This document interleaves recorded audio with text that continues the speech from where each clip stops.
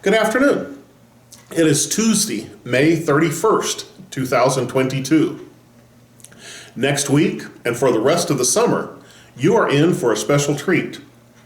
The Tuesday and Friday devotionals will be given by Jose Garcia, my good friend and the worship leader for Sahuarita Baptist Church.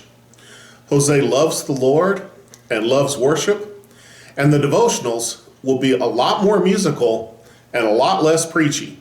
I look forward to Jose sharing with us all summer long. King Solomon was known for his God-given wisdom, and he disperses it somewhat willy-nilly in the book of Proverbs. In today's passage, it's like he's got all the Proverbs loaded up in the back of a trailer and takes the corner too fast, and some of them fall off onto the street corner, and he just kind of expects us to come by and pick them up and put it back in order.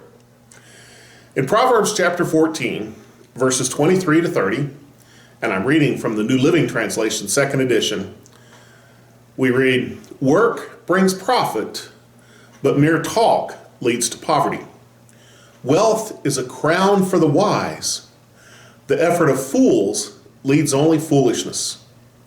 A truthful witness saves lives, but a false witness is a traitor. Those who fear the Lord are secure. He will be a refuge for their children. Fear of the Lord is a life-giving fountain. It offers escape from the snares of death. A growing population is a king's glory. A prince without subjects has nothing. People with understanding control their anger. A hot temper shows great foolishness. A peaceful heart leads to a healthy body. Jealousy is like cancer in the bones."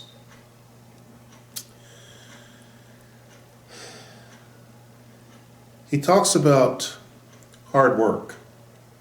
Hard work is almost a dirty word in today's language. Mike Rowe did a whole series of things about the beauty and glory of hard work. But mere talk leads to poverty. If all you're going to do is talk about it, you're not going to get anything done. But those who get things done, they somehow seem to prosper. Sometimes I think good fortune is multiplied by working hard. It is good to work hard and to tell the truth. He says a truthful witness saves lives, but a false witness, they're a traitor. But then he says the most important thing of all, I think. Those who fear the Lord are secure. There's so much fear going around in our world today. Fear of senseless violence, fear of overarching government, fear of bureaucrats gone out of control. But if you fear the Lord, you'll have security. And God will be a refuge for our children.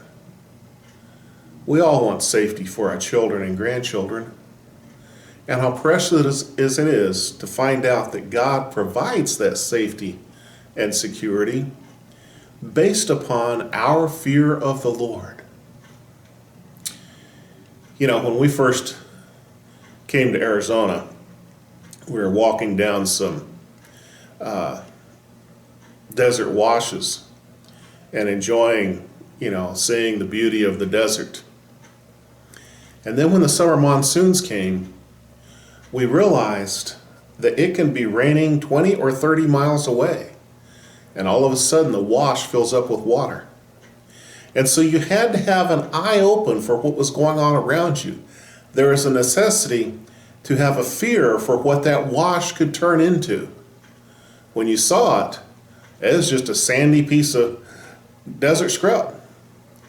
But when the right rains hit, all of a sudden it was a raging watercourse.